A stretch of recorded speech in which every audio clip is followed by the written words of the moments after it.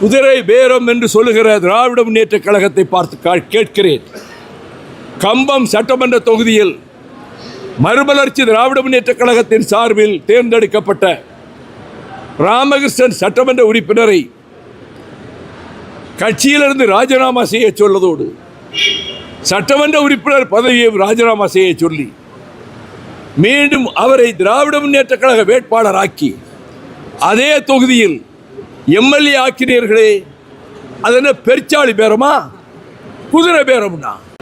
விஜய் அவர்களை நீங்கள் சந்திக்கணுங்கிற இன்ஸ்ட்ரக்ஷனால சந்திச்சார்.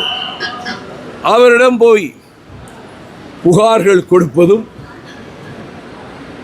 அதிலே ஒரு புகார் திராவிட முன்னேற்ற கழகத்தின் சார்பில் கொடுக்கப்பட்ட புகாரில் நீங்கள் 356வது பிரிவை பயன்படுத்தி டெல்லிக்கு தகவல் அனுப்பலாமே என்று சொன்னதாக ஒரு பத்திரிகை செய்தி வந்திருக்கிறது.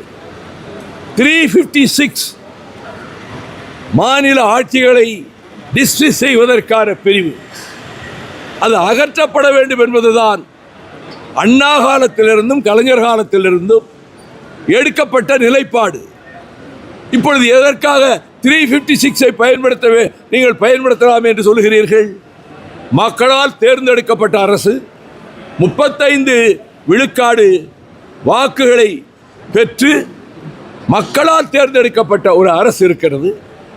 அந்த அரசு சீக்கிரத்தில் கவிழ்ந்துவிடும், 6 மாதம் நீடிக்காது என்று முன்பு ஆட்சியிலே இருந்த தலைவர் சொல்லுகிறார். முதலில் 6 மாதம் பொறுமை காப்போம் என்று சொன்னவர், இது நீண்ட நாள் நீடிக்காது, இது கவிழ்ந்து விடும் விரைவில். அப்படின்னா கவிழ்ந்துச்சுன்னா கவிழ்த்துட்டு கவர்னர் ஆட்சியை கொண்டு வரணும்.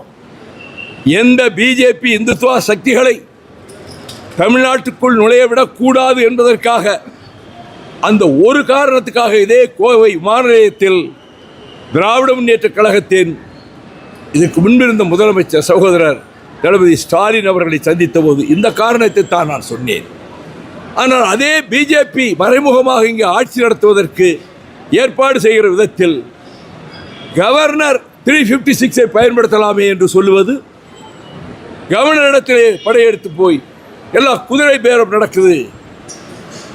நீங்கள் தானே தொடங்கி வச்சது தமிழ்நாட்டில், இதை பற்றி சொல்றதுக்கு உங்களுக்கு என்ன அருகதை இருக்கு?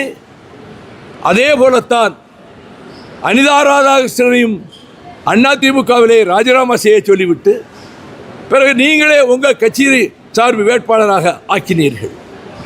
இதெல்லாம் நீங்கள் தான் முன்பு வழிகாட்டி இருக்கிறீர்கள்.